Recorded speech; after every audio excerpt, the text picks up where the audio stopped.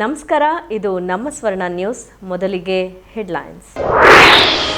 ಮನೆ ನಿರ್ಮಾಣದ ವೇಳೆ ಯುಜಿಡಿ ಪೈಪ್ಲೈನ್ಗೆ ಹಾನಿ, ದಿನವಿಡೀ ನೀರು ಸೋರಿಕೆಯಾದರೂ ಕಣ್ಮುಚ್ಚಿ ಕುಳಿತ ಇಲಾಖೆ, ನಗರಸಭೆ ಜಲಮಂಡಳಿ ವಿರುದ್ಧ ನಾಗರಿಕರ ಆಕ್ರೋಶ. ಯಶಸ್ವಿಯಾಗಿ ಜರುಗಿದ ಭಗೀರಥ ಜಯಂತ್ಯೋತ್ಸವ, ಸ್ತ್ರೀ ಶಕ್ತಿ ಸಂಘಗಳಿಗೆ ಸನ್ಮಾನ, ಉಪ್ಪಾರ ಸಮುದಾಯ ಭವನ ನಿರ್ಮಿಸುವುದಾಗಿ ಶಾಸಕ ರವಿಕುಮಾರ್ ಗೌಡ ಭರವಸೆ.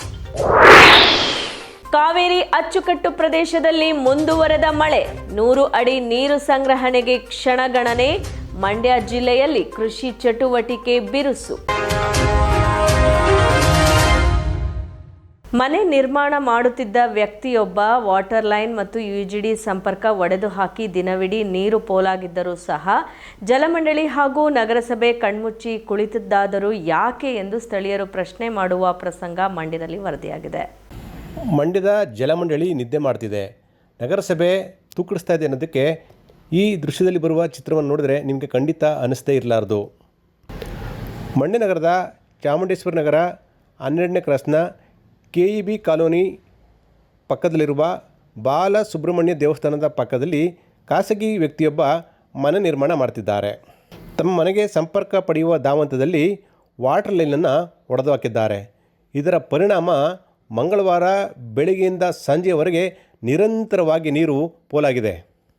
ಈ ವಿಷಯ ಜಲಮಂಡಳಿಗೆ ಗೊತ್ತಾದರೂ ಕೂಡ ಯಾರೂ ಸ್ಥಳಕ್ಕೆ ಬರಲಿಲ್ಲ ಅಂತ ಸ್ಥಳೀಯರು ಆಪಾದನೆ ಮಾಡ್ತಿದ್ದಾರೆ. ಇದರ ಪರಿಣಾಮ ಏನಾಗಿದೆ ಅಂದರೆ ಡ್ರೈನೇಜ್ ನೀರು ಕುಡಿಯುವ ನೀರಿಗೆ ಮಿಕ್ಸ್ ಆಗಿ ಇಡೀ ನೀರು ಗಬ್ಬಡವಾಗಿದೆ.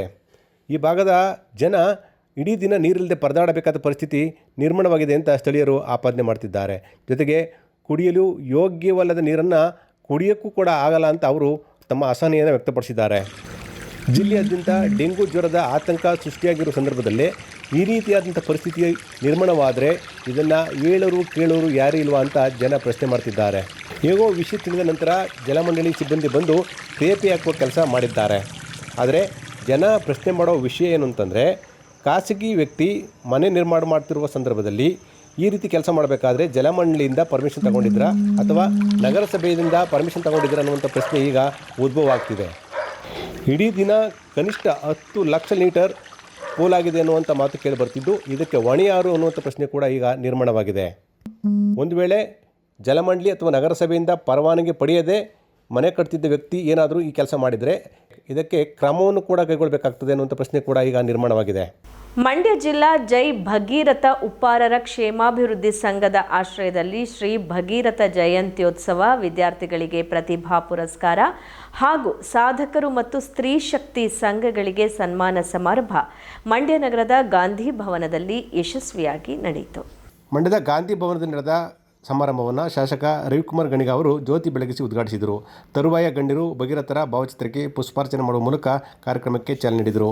ತರುವಾಯ ಮಾತನಾಡಿದ ಶಾಸಕರು, ತಳ ಸಮುದಾಯದವರನ್ನು ಮೇಲೆತ್ತುವ ಉದ್ದೇಶವನ್ನು ಕಾಂಗ್ರೆಸ್ ಪಕ್ಷ ಹೊಂದಿದೆ. ಸರ್ಕಾರ ಉಪ್ಪಾರರ ಅಭಿವೃದ್ಧಿಗೆ ಸಹಾಯ ಮಾಡಲು ಸಿದ್ಧವಿದೆ ಅಂತ ಹೇಳಿದರು. ಮಂಡ್ಯದಲ್ಲಿ ಉಪ್ಪಾರರ ಸಮುದಾಯ ಭವನವನ್ನು ನಿರ್ಮಿಸಬೇಕೆನ್ನುವುದು ಉಪ್ಪಾರ ಸಮುದಾಯದ ಮುಖಂಡರ ಆಶಯವಾಗಿದೆ. ಈ ನಿಟ್ಟಿನಲ್ಲಿ ಜಾಗವನ್ನು ಗುರುತಿಸಿ ಸರ್ಕಾರದ ಅನುದಾನದಿಂದ ಭವನವನ್ನು ನಿರ್ಮಿಸಿಕೊಡಲಾಗುವುದು ಅಂತ ಭರವಸೆ ನೀಡಿದರು. 3 ದಿನ ಮುಂಚೆ ನಮ್ಮ ನಾಗರತ್ನವರು ಕರೆದಾಗ ಕಳೆದ ವರ್ಷನೂ ಬಂದಿದೆ, ಈ ವರ್ಷನೂ ಬರ್ತೀವಿ ಅಂತ ಹೇಳಿ, ಯಾಕಂದ್ರೆ ಸಣ್ಣ ಸಣ್ಣ ಸಮುದಾಯಗಳು ಈ ಸಮಾಜದ ಮುಖಿಯಲ್ಲಿ ಗುರುತಿಸ್ಕೋಬೇಕು. ಅವಕ್ಕೆ ಬೆಂಗಾಲವಾಗಿ ನಾವು ಯಾರು ಅಧಿಕಾರದಲ್ಲಿರ್ತೀವಿ, ನಾವು ಇದ್ದಾಗ ಅವರ ಕಷ್ಟ ಸುಖಗಳಿಗೆ ಭಾಗಿಯಾದಾಗ ಸಮಾಜದ ಮೇಲ್ಸ್ತರಕ್ಕೆ ಸಣ್ಣ ಸಮುದಾಯಗಳು ಬರುತ್ತದೆ ಅನ್ನೋದು ಕಾಂಗ್ರೆಸ್ ಪಕ್ಷದ ಸಿದ್ಧಾಂತ ಮತ್ತು ನಮ್ಮ ಪಕ್ಷದ ಮುಖ್ಯಮಂತ್ರಿಗಳ, ಈ ರಾಜ್ಯದ ಮುಖ್ಯಮಂತ್ರಿಗಳ ಸಿದ್ಧಾಂತ ಕೂಡ. ಕಾರ್ಯಕ್ರಮದ ದಿವ್ಯ ಸಾನ್ನಿಧ್ಯ ವಹಿಸಿದ್ದ ಶ್ರೀ ಪುರುಷೋತ್ತಮಾನಂದಪುರಿ ಸ್ವಾಮೀಜಿ ಮಾತನಾಡಿ, ಭಗೀರಥರು ತಪಸ್ವಿಯಾಗಿದ್ದಾರೆ, ಜನರಿಗೆ ಸ್ಫೂರ್ತಿ ತುಂಬಿದ ಮಹಾನ್ ವ್ಯಕ್ತಿಯಾಗಿದ್ದಾರೆ ಅಂತ ಬಣ್ಣಿಸಿದರು. ಕ್ಷತ್ರಿಯ ಸಮುದಾಯದಲ್ಲಿ ಜನಿಸಿ ರಾಜರಾಗಿ ಆಡಳಿತ ನಡೆಸಿದ್ದಾರೆ. ತಮ್ಮ ಪೂರ್ವಜರಿಗೆ ಸಿಕ್ಕಿದ ಶಾಪದ ವಿಮೋಚನೆಗಾಗಿ ಅವರು ತಪಸ್ಸು ಮಾಡಿ ದೇವರನ್ನ ಒಲಿಸಿಕೊಂಡು ಶಾಪದಿಂದ ಮುಕ್ತಿ ಪಡೆದುಕೊಂಡರು ಅಂತ ಹೇಳಿದರು. ನದಿಗಳೆಲ್ಲ ಬರಿದಾಗಿವೆ, ಡ್ಯಾಮ್ಗಳಲ್ಲಿ ಬರಿದಾಗಿ ಜನ ಸಂಕಟದಲ್ಲಿದ್ದಾರೆ.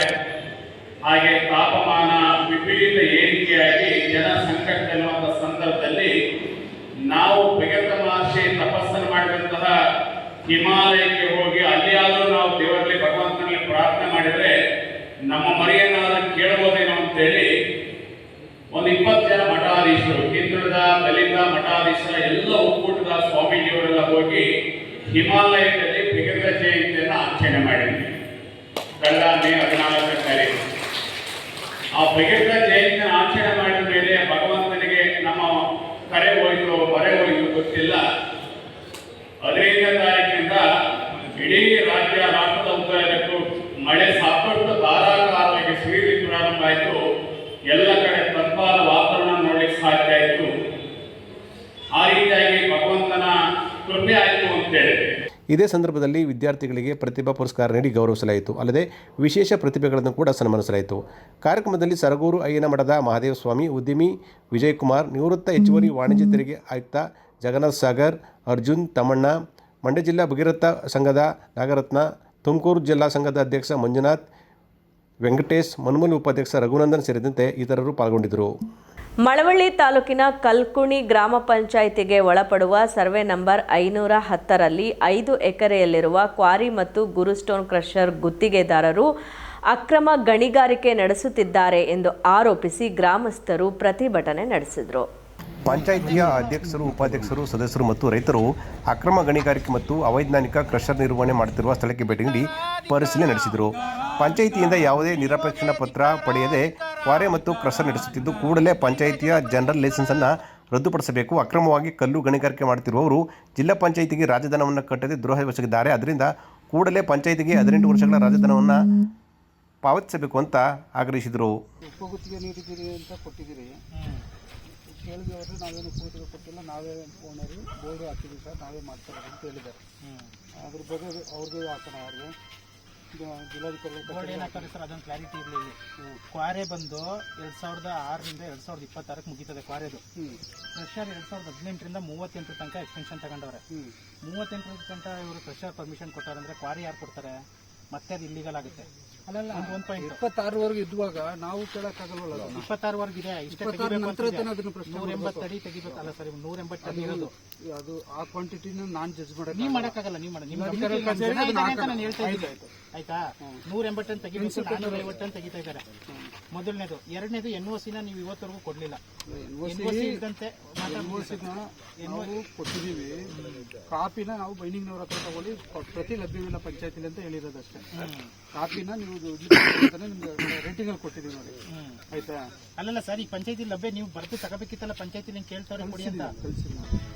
ಅದೇನಾದ್ರು ಇಲ್ಲ ಅಂದ್ರೆ NOC ಇಲ್ಲ ಅಂತಂದ್ರೆ ಪಂಚಾಯತಿ ಲಭ್ಯ ಇಲ್ಲ ಅಂದ್ರೆ ಇವ್ರು ತಂದು ಕೊಟ್ಟಿದ್ದಾರೆ ಸರ್. ಅವ್ರ ಹತ್ರ ಇರ್ಲಿ, ನಿಮ್ಮ ಹತ್ರ ಇಲ್ಲದೆ ಹೋದ್ರೆ ಈ ಬರೋ ಮೀಟಿಂಗ್ ಅಲ್ಲಿ NOC ಬರೋ ತನಕ ಕಾಪಿ ಸಿಗೋ ಗಂಟ ಇವ್ರಿಗೆ ಜನರಲ್ ಲೈಸೆನ್ಸ್ ಆಗ್ಲಿ ಮತ್ತೊಂದಾಗ್ಲಿ ರಿನಿವಲ್ ಮಾಡಂಗಿಲ್ಲ, ರದ್ದು ಮಾಡ್ಬೇಕು. ಒಂದು ಪೆಂಡಿಂಗ್, ಈಗ ಪೆಂಡಿಂಗ್ ಇಟ್ಮೇಲೆ ಕೆಲಸ ಹೆಂಗ್ ನಡೀತೈತೆ? ಯಾವುದು ಇದು? ಅದು ಇದಿದೆ, ನಾವು ವರ್ಷ ರಿನಿವಲ್ ಮಾಡೋದು ಬೇಡ ಅಂತ ಒಂದು ಆದೇಶ ಬಂದಿದೆ. ಕೊಡಿ, ಅದನ್ನ ಕಾಪಿ ಕೊಡ್ತೀನಿ ಆಯ್ತಾ. ಈಗ ಇಂಡಸ್ಟ್ರಿಗಳಿಗೆ ಒನ್ ಟೈಮ್ NOC ಕೊಡೋದು ಅಷ್ಟೇ ಸರ್. NOC ಬೇರೆ ಸರ್, ಇಯರ್ಲಿ ಲೈಸೆನ್ಸ್ ಅಂತ ಅವ್ರ ಹತ್ರ ವಸೂಲಿ ಮಾಡ್ಬೇಕು ಅಂತ ಬಂದಿದೆ. ರಿನಿವಲ್ ಆಗ್ಬೇಕಲ್ಲ. ಇಲ್ಲ, ಅದು ಆದೇಶ ಬಂದಿದೆ. ನಿಮ್ ಕಾಪಿ ಕೊಡ್ತೀನಿ. ಈಗ ಯಾವಾಗ ಬಂದಿರೋದು? ಅದು ಬಂದು 2-3 ವರ್ಷ ಆಗಿರ್ಬೇಕು, ಡೇಟ್ ಗೊತ್ತಿಲ್ಲ, ನೋಡ್ಬಿಟ್ಟು ಕೊಡ್ತೀನಿ. ಕಾಪಿ ಕೊಡ್ತೀನಿ ಬನ್ನಿ. ಕೊಟ್ಬಿಡಿ. ಒಂದು ಅಲ್ಲಿವರೆಗೂ ಆ 2-3 ವರ್ಷದ ಹಿಂದೆವರೆಗೂ ಇವರು ರಾಜಧಾನ ಕಟ್ಟಿದಾರ ಅಂತ ನೋಡ್ಕೊಳ್ಳಿ. ಹಂಗಾರೆ ರಿನಿವಲ್ ಮಾಡ್ಬೇಕಾರೆ ಹಂಗಾರೆ ಹೋದ ವರ್ಷ ಯಾಕೆ ರಿನಿವಲ್? ಬಾಲಚಂದ್ರ ಮಾದೇವಪ್ಪ ಅವರು ಹಿಂಗೆ ನೋಡಿ, 2017ರಂದು ಗ್ರಾಮ ಪಂಚಾಯಿತಿ ಕಾರ್ಯಾಲಯಕ್ಕೆ ಸಾಮಾನ್ಯ ಭವನಕ್ಕೆ 2022-23ನೇ ಸಾಲಿಗೆ ನವೀಕರಣ ಉದ್ದೇಶಕ್ಕಾಗಿ ಕೊಟ್ಟ ಲೈಸೆನ್ಸ್ ಅನ್ನು ಕೊಡಲು 15 ದಿನಾಂಕ 15/3/2020ರಂದು ಸಾಮಾನ್ಯ ಸಭೆಯಲ್ಲಿ ತೀರ್ಮಾನಿಸಿ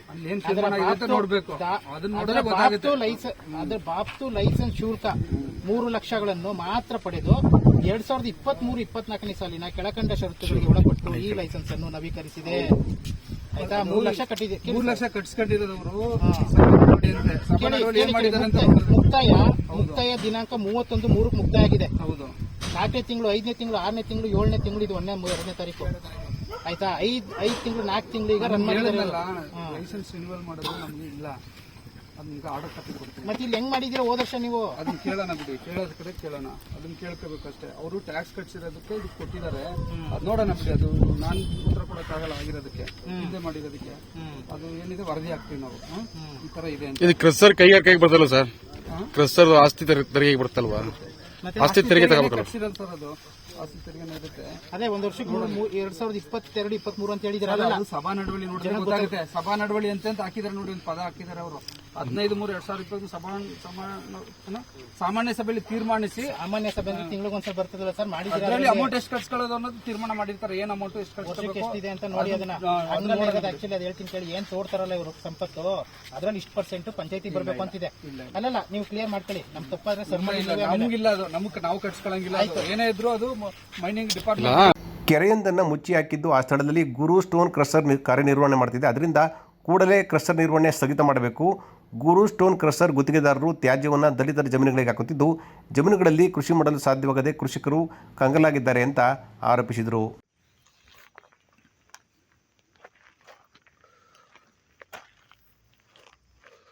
ನೇತೃತ್ವವನ್ನು ಕಲ್ಕುಣಿ ಗ್ರಾಮ ಪಂಚಾಯತಿ ಅಧ್ಯಕ್ಷರಾದ ಭಾರತಿ, ಮಾದನಾಯಕ, ಜ್ಞಾನೇಂದ್ರ, ವಿಜಯಪ್ರಕಾಶ್, ಕುಮಾರಿ, ಗಂಗಾ, ಮಂಜುನಾಥ್, ಮಲ್ಲೇಶ್ ಸೇರಿದಂತೆ ಅನೇಕರು ವಹಿಸಿದರು. ಮದ್ದೂರಿನ ಕೇಂಬ್ರಿಡ್ಜ್ ಶಾಲೆಯ ಆವರಣದಲ್ಲಿ ತಾಲೂಕು ಕನ್ನಡ ಸಾಹಿತ್ಯ ಪರಿಷತ್ ವತಿಯಿಂದ ಸಾಹಿತಿಗಳಾದ ದಿವಂಗತ ಡಾಕ್ಟರ್ ಜಯಲಕ್ಷ್ಮಿ ಸೀತಾಪುರ ಹಾಗೂ ಡಾಕ್ಟರ್ ಕಮಲಾ ಹಂಪನ ಅವರಿಗೆ ಶ್ರದ್ಧಾಂಜಲಿ ಸಭೆಯನ್ನು ಏರ್ಪಡಿಸಲಾಗಿತ್ತು. ಮದ್ದೂರಿನ ಕೇಂಬ್ರಿಡ್ಜ್ ಶಾಲೆಯ ಆವರಣದಲ್ಲಿ ತಾಲೂಕು ಕನ್ನಡ ಸಾಹಿತ್ಯ ಪರಿಷತ್ ವತಿಯಿಂದ ಸಾಹಿತಿಗಳಾದ ದಿವಂಗತ ಡಾಕ್ಟರ್ ಜಯಲಕ್ಷ್ಮಿ ಸೀತಾಪುರ ಹಾಗೂ ಡಾಕ್ಟರ್ ಕಮಲಾ ಹಂಪನ ಅವರಿಗೆ ಶ್ರದ್ಧಾಂಜಲಿ ಸಭೆಯನ್ನು ಏರ್ಪಡಿಸಲಾಗಿತ್ತು. ಕಾರ್ಯಕ್ರಮದಲ್ಲಿ ಮಾತನಾಡಿದ ಜಿಲ್ಲಾ ಕನ್ನಡ ಸಾಹಿತ್ಯ ಪರಿಷತ್ನ ಮಾಜಿ ಅಧ್ಯಕ್ಷರಾದ ಧರಣೇಂದ್ರಯ್ಯ, ಡಾಕ್ಟರ್ ಕಮಲಾ ಹಂಪನ ಕನ್ನಡ ಸಾಹಿತ್ಯ ಕಂಡ ಅತ್ಯದ್ಭುತ ಸಾಹಿತಿಯಾಗಿದ್ದು, ಇವರು ಕನ್ನಡ ಸಾಹಿತ್ಯಕ್ಕೆ ನೀಡಿದ ಕೊಡುಗೆ ಅಪಾರವಾಗಿದೆ ಅಂತ ಹೇಳಿದರು. ಇವರ ಸಾಹಿತ್ಯ ಕೃಷಿಯಿಂದ ಕನ್ನಡ ಸಾಹಿತ್ಯವು ಮತ್ತಷ್ಟು ಶ್ರೀಮಂತಿಗೊಂಡಿದೆ. ಹೆಣ್ಣು ಮಕ್ಕಳ ಧ್ವನಿಯಾಗಿ ಸಮಾಜದಲ್ಲಿ ಶ್ರಮಿಸಿದ್ದಾರೆ. ಇವರು ಅಂತರ್ಜಾತಿ ವಿವಾಹ ಮೂಲಕ 1950ರ ದಶಕದಲ್ಲಿ ಸಮಾಜದ ಬದಲಾವಣೆಗೆ ಕಾರಣರಾಗಿದ್ದಾರೆ ಅಂತ ಹೇಳಿದರು. ಜನನವಾಗುತ್ತದೆ. ಅದ ನಂತರ ಬಹಳ ಸುಸಂಸ್ಕೃತವಂತ ಸಾಂಸ್ಕೃತಿಕ ವಲಯದಲ್ಲಿ ಅವರು ಬೆಳೆದು ಬರ್ತಾರೆ. ಆದರೆ ಅನಿರೀಕ್ಷಿತವಾಗಿ ಬಂದಂಥ ಒಂದು ಬಡತನದಲ್ಲಿ ಅವರ ಬದುಕು ಮತ್ತು ಬರಹ ತುಂಬ ಕಷ್ಟವಾಗಿ ಅವರ ಒಂದು ಬಂಧುಗಳಲ್ಲಿ ಬೆಳೆಯಬೇಕಾದಂಥ ಒಂದು ವಿಷಾದ ಸಂಗತಿ. ಆದರೆ ಆಕೆ ತುಂಬ ಹೋರಾಟಗಾರ್ತಿ, ಭಾಳ ಬುದ್ಧಿವಂತೆ, ಸರಳವಾಗಿ ಮಾತನಾಡ್ತಕ್ಕಂಥ ಒಂದು ಚಾಕುಚಕ್ಯತೆ, ಹಾಗೆ ನಿರರ್ಗಳವಾಗಿ ಎಲ್ಲೇ ಹೋದರೂ ಕೂಡ ಮಾತಿನ ಮೋಡಿಯ ಮೂಲಕ ಎಲ್ಲರನ್ನೂ ಕೂಡ ಬೆರಗು. ಸಮಾರಂಭದಲ್ಲಿ ಪಾಲ್ಗೊಂಡಿದ್ದ ಹಿರಿಯ ಸಾಹಿತಿ GT ವೀರಪ್ಪ ಸೇರಿದಂತೆ ಗಣ್ಯರು ದಿವಂಗತ ಡಾಕ್ಟರ್ ಜಯಲಕ್ಷ್ಮಿ ಸೀತಾಪುರ ಹಾಗೂ ಕಮಲಾ ಹಂಪನ ಅವರ ಭಾವಚಿತ್ರಕ್ಕೆ ಪುಷ್ಪನಮನ ಸಲ್ಲಿಸಿದರು. ಕಾರ್ಯಕ್ರಮದಲ್ಲಿ MH ಚೆನ್ನೇಗೌಡ ವಿದ್ಯಾಸಂಸ್ಥೆಯ ಕಾರ್ಯದರ್ಶಿಗಳಾದ ಅಪೂರ್ವ ಚಂದ್ರ, ಕೇಂಬ್ರಿಡ್ಜ್ ಶಾಲೆಯ ಕಾರ್ಯದರ್ಶಿಗಳಾದ ರಾಜಶೇಖರ್, ಮದ್ದೂರು ತಾಲೂಕು ಕನ್ನಡ ಸಾಹಿತ್ಯ ಪರಿಷತ್ ಅಧ್ಯಕ್ಷರಾದ ಕೋಣಸಾಲೆ ಸುನೀಲ್ ಕುಮಾರ್, ಡಾಕ್ಟರ್ ಈರಯ್ಯ, ಶ್ರೀಧರ್, ಶೌಕತ್ ಅಲಿ, ಶಾಲೆಯ ಮುಖ್ಯ ಶಿಕ್ಷಕರಾದ ರವಿ, ನಾರಾಯಣ್ ಸೇರಿದಂತೆ ಅನೇಕರು ಪಾಲ್ಗೊಂಡಿದ್ದರು. ಕಾವೇರಿ ಅಚ್ಚುಕಟ್ಟು ಪ್ರದೇಶಗಳಲ್ಲಿ ಮಳೆ ಮುಂದುವರೆದಿದ್ದು, ಕೃಷ್ಣರಾಜಸಾಗರ ಜಲಾಶಯಕ್ಕೆ ಹರಿದು ಬರುತ್ತಿರುವ ನೀರಿನ ಪ್ರಮಾಣ ಹೆಚ್ಚಾಗುತ್ತಾ ಇದೆ. ಮಂಗಳವಾರ 97 ಅಡಿ ನೀರು ಸಂಗ್ರಹವಾಗಿದ್ದ ಕೃಷ್ಣರಾಜಸಾಗರ ಜಲಾಶಯದ ನೀರಿನ ಮಟ್ಟ ಇಂದು 98.10 ಅಡಿಗೆ ಏರಿಕೆಯಾಗಿತ್ತು. ಕಾವೇರಿ ಅಚ್ಚುಕಟ್ಟು ಪ್ರದೇಶಗಳಲ್ಲಿ ಮಳೆ ಮುಂದುವರೆದಿದ್ದು, ಕೃಷ್ಣರಾಜಸಾಗರ ಜಲಾಶಯಕ್ಕೆ ಹರಿದು ಬರುತ್ತಿರುವ ನೀರಿನ ಪ್ರಮಾಣ ದಿನೇ ದಿನೇ ಹೆಚ್ಚಾಗುತ್ತಿದೆ. ಮಂಗಳವಾರ KRSನಲ್ಲಿ 97 ಅಡಿ ನೀರು ಸಂಗ್ರಹವಾಗಿದ್ದು, KRS ಜಲಾಶಯದ ನೀರಿನ ಮಟ್ಟ 98.10 ಅಡಿಗೆ ಏರಿಕೆಯಾಗಿತ್ತು. ಜಲಾಶಯದ ಗರಿಷ್ಠ ನೀರಿನ ಮಟ್ಟ 124.80 ಅಡಿಯಾಗಿದ್ದು, ಬುಧವಾರ 98.10 ಅಡಿಗೆ ನೀರು ತಲುಪಿದೆ. ಮಳೆ ನಿಮಿತ್ತ ಜಲಾಶಯಕ್ಕೆ ಒಳ ಹರಿವಿನ ಪ್ರಮಾಣದಲ್ಲಿ ಏರಿಕೆ ಕಂಡುಬಂದಿದ್ದು, ಬುಧವಾರ 14,135 ಕ್ಯೂಸೆಕ್ ನೀರು ಹರಿದು ಬರುತ್ತಿದೆ. 532 ಕ್ಯೂಸೆಕ್ ನೀರನ್ನು ಹೊರಬಿಡಲಾಗುತ್ತಿತ್ತು. ಸದ್ಯದಲ್ಲಿಯೇ ಜಲಾಶಯದ ನೀರಿನ ಮಟ್ಟ 100 ಅಡಿ ತಲುಪಲಿದ್ದು, ಇದರಿಂದಾಗಿ ಕೃಷಿ ಚಟುವಟಿಕೆ ಬಿರುಸುಗೊಂಡಿದೆ. ಅಲ್ಲದೆ ರೈತರ ಮುಖದಲ್ಲಿ ಮಂದಹಾಸ ಮೂಡಿದ್ದು, ರೈತರು ಕೃಷಿ ಚಟುವಟಿಕೆಯಲ್ಲಿ ಉತ್ಸಾಹದಿಂದ ಪಾಲ್ಗೊಂಡಿದ್ದಾರೆ. ಮಳೆ ಈ ರೀತಿ ಮುಂದುವರೆದು KRSನಲ್ಲಿ ನೀರಿನ ಮಟ್ಟ ಇನ್ನೂ ಹೆಚ್ಚಾದರೆ 124 ಅಡಿ ನೀರು ತುಂಬಿದ ಹಿನ್ನೆಲೆಯಲ್ಲಿ ಮುಖ್ಯಮಂತ್ರಿಗಳು ಬಾಗಿನ ಸಮರ್ಪಣೆ ಮಾಡುವ ಸಾಧ್ಯತೆ ಇದೆ. ಸುವರ್ಣ ಮಹೋತ್ಸವ ವರ್ಷದ ಸಂಭ್ರಮದಲ್ಲಿರುವ ಮಳವಳ್ಳಿ ಪಟ್ಟಣದ ರೋಟರಿ ಸಂಸ್ಥೆಯ ನೂತನ ಅಧ್ಯಕ್ಷರಾಗಿ MJ ಸುರೇಶ್ ಅಧಿಕಾರ ವಹಿಸಿಕೊಂಡಿದ್ದಾರೆ. ಮಳವಳ್ಳಿ ತಾಲೂಕಿನ ಶಿವನ ಸಮುದ್ರದ ಬರಚುಕಿ ಬಳಿ ಇರುವ ಮಯೂರ ಹೋಟೆಲ್ ಸಭಾಂಗಣದಲ್ಲಿ ನಡೆದ ವರ್ಣರಂಜಿತ ಪದಗ್ರಹಣ ಸಮಾರಂಭದಲ್ಲಿ ರೋಟರಿಯ ಸುವರ್ಣ ವರ್ಷದ ಅಧ್ಯಕ್ಷರಾಗಿ ಆಯ್ಕೆಯಾಗಿರುವ MJ ಸುರೇಶ್ ಅವರಿಗೆ ನಿಯೋಜಿತ ರೋಟರಿ ಜಿಲ್ಲಾ ರಾಜ್ಯಪಾಲರಾದ ಡಾಕ್ಟರ್ ಎಲಿಜಬೆತ್ ಚೆರ್ರಿಯನ್ ಪರಮೇಶ್ ಅವರು ನಿರ್ಗಮಿತ ಅಧ್ಯಕ್ಷರಾದ ಪುಷ್ಪೇಂದ್ರ ಅಗರ್ವತ್ ಅವರಿಂದ ಅಧಿಕಾರ ಹಸ್ತಾಂತರ ಮಾಡಿದರು. ಇದೇ ವೇಳೆ ಕಾರ್ಯದರ್ಶಿ ಘನಶ್ಯಾಮ್ ದಾಸ್, ಉಪಾಧ್ಯಕ್ಷರಾಗಿ ಹಿರಿಯರಾದ ಮಾದೇವಪ್ಪ ಸೇರಿದಂತೆ ಹಲವಾರು ವಿಭಾಗದ ಅಧ್ಯಕ್ಷರು ಪದಾಧಿಕಾರಿಗಳು ಅಧಿಕಾರ ವಹಿಸಿಕೊಂಡರು. ನೂತನ ಪದಾಧಿಕಾರಿಗಳಿಗೆ ಪದಗ್ರಹಣ ನೆರವೇರಿಸಿ ಮಾತನಾಡಿದ ಜಿಲ್ಲಾ ಗವರ್ನರ್ ಡಾಕ್ಟರ್ ಎಲಿಜಬೆತ್ ಚೆರ್ರಿ, ಅಧಿಕಾರದ ಲಾಲಸೆ ಬದಲಾಗಿ ಸೇವಾ ಮನೋಭಾವನೆ ರೂಢಿಸಿಕೊಂಡು ರೋಟರಿ ಸಂಸ್ಥೆಯನ್ನು ಇನ್ನಷ್ಟು ಎತ್ತರಕ್ಕೆ ಕೊಂಡೊಯ್ಯಬೇಕು ಅಂತ ಹೇಳಿದರು. ಸೇವೆಯ ಬಗ್ಗೆ ನಿಮ್ಮ ಗಮನ ಇರಲಿ, ಸ್ಫೂರ್ತಿ ಇರಲಿ, ಯಾವಾಗಲೂ ನಿಮ್ಮ ಮುಖದಲ್ಲಿ ನಗು ಇರಲಿ, ರೋಟರಿ ಮಳವಳ್ಳಿಯ ಕೀರ್ತಿ ಗಗನದೆತ್ತರಕ್ಕೆ ಇರಲಿ. ನೀವೆಲ್ಲರೂ ಇನ್ನು ನೂರಾರು ವರ್ಷ ಆಯುಸ್ಸು ಆರೋಗ್ಯದಿಂದ ಬಾಳಿ ಮಳವಳ್ಳಿಯ ಜನತೆಗೆ ಸೇವೆ ನೀಡಿ ಕನ್ನಡದ ಹಾಗೂ ಭಾರತದ ಕೀರ್ತಿಯನ್ನು ನೀವು ಮುಗಿಲೆತ್ತರಕ್ಕೇರಿಸಬೇಕು ಎಂದು ಹರಸ್ತೇನೆ. ಅಧ್ಯಕ್ಷರಾಗಿ ಅಧಿಕಾರ ಸ್ವೀಕರಿಸಿ ಮಾತನಾಡಿದ ಸುರೇಶ್, 25ನೇ ವರ್ಷದ ಬೆಳ್ಳಿ ಹಬ್ಬದ ಸಂದರ್ಭದಲ್ಲಿ ಅಧ್ಯಕ್ಷನಾಗಿದ್ದ ತಮ್ಮನ್ನು 50ನೇ ವರ್ಷದ ಸುವರ್ಣ ವರ್ಷದ ಸಂದರ್ಭದಲ್ಲಿ ಮತ್ತೆ ಅಧ್ಯಕ್ಷನಾಗಿ ಆಯ್ಕೆ ಮಾಡಿದ ಎಲ್ಲರಿಗೆ ಧನ್ಯವಾದ ತಿಳಿಸಿದರು. ರೋಟರಿ ಅಂತ ಹೇಳಿದರೆ ಒಂದು ಗ್ಲೋಬಲ್ ಫ್ಯಾಮಿಲಿ ಅನ್ನುವಂಥದ್ದನ್ನ ನಾನು ಅರ್ಥ ಮಾಡಿಕೊಂಡಿದ್ದೆ. 1998-99ರಲ್ಲಿ ನಾನು ಮಳವಳ್ಳಿ ರೋಟರಿ ಸಂಸ್ಥೆಯ ಒಂದು ಬೆಳ್ಳಿ ಹಬ್ಬದ ಅಧ್ಯಕ್ಷನಾಗಿ ಆಯ್ಕೆಯಾದ. ಈಗ 25 ವರ್ಷಗಳ ನಂತರ ಮತ್ತೆ ಈ ಒಂದು ಸಂಸ್ಥೆಯ ಚಿನ್ನದ ಹಬ್ಬದ ಒಂದು ಅಧ್ಯಕ್ಷನಾಗಿ ಕಾರ್ಯನಿರ್ವಹಿಸಿದಂಥ ಅವಕಾಶವನ್ನು ಎಲ್ಲ ಸನ್ನಿಹಿತರು, ನನ್ನ ಮಳವಳ್ಳಿ ರೋಟರಿ ಸಂಸ್ಥೆಯ ಎಲ್ಲ ಸದಸ್ಯರು ನನಗೆ ಅವಕಾಶ ಮಾಡಿಕೊಟ್ಟಿದ್ದಾರೆ. ಅದಕ್ಕಾಗಿ ನಾನು ಅವರೆಲ್ಲರಿಗೂ ಚಿರಋಣಿಯಾಗಿರ್ತೇನೆ. ವೇದಿಕೆಯಲ್ಲಿ ಶಿವಕುಮಾರ್, ಪ್ರಶಾಂತ್, ಉಪೇಂದ್ರ ಚೌಧರಿ ಸೇರಿದಂತೆ ಅನೇಕರಿದ್ದರು. ಕೊನೆಯಲ್ಲಿ ಮತ್ತೊಮ್ಮೆ ಹೆಡ್ಲೈನ್ಸ್. ಮನೆ ನಿರ್ಮಾಣದ ವೇಳೆ ಯುಜಿಡಿ ಪೈಪ್ಲೈನ್ಗೆ ಹಾನಿ, ದಿನವಿಡೀ ನೀರು ಸೋರಿಕೆಯಾದರೂ ಕಣ್ಮುಚ್ಚಿ ಕುಳಿತ ಇಲಾಖೆ, ನಗರಸಭೆ ಜಲಮಂಡಳಿ ವಿರುದ್ಧ ನಾಗರಿಕರ ಆಕ್ರೋಶ. ಯಶಸ್ವಿಯಾಗಿ ಜರುಗಿದ ಭಗೀರಥ ಜಯಂತ್ಯೋತ್ಸವ, ಸ್ತ್ರೀ ಶಕ್ತಿ ಸಂಘಗಳಿಗೆ ಸನ್ಮಾನ, ಉಪ್ಪಾರ ಸಮುದಾಯ ಭವನ ನಿರ್ಮಿಸುವುದಾಗಿ ಶಾಸಕ ರವಿಕುಮಾರ್ ಗೌಡ ಭರವಸೆ. ಕಾವೇರಿ ಅಚ್ಚುಕಟ್ಟು ಪ್ರದೇಶದಲ್ಲಿ ಮುಂದುವರೆದ ಮಳೆ, 100 ಅಡಿ ನೀರು ಸಂಗ್ರಹಣೆಗೆ ಕ್ಷಣಗಣನೆ, ಮಂಡ್ಯ ಜಿಲ್ಲೆಯಲ್ಲಿ ಕೃಷಿ ಚಟುವಟಿಕೆ ಬಿರುಸು. ಇದಿಷ್ಟು ಇವತ್ತಿನ ಸುದ್ದಿಗಳು. ನಮ್ಮ ಸ್ವರ್ಣ ಟಿವಿ, ಇದು ಬಾಂಧವ್ಯಗಳ ಬೆಸುಗೆ. ವಂದನೆಗಳು.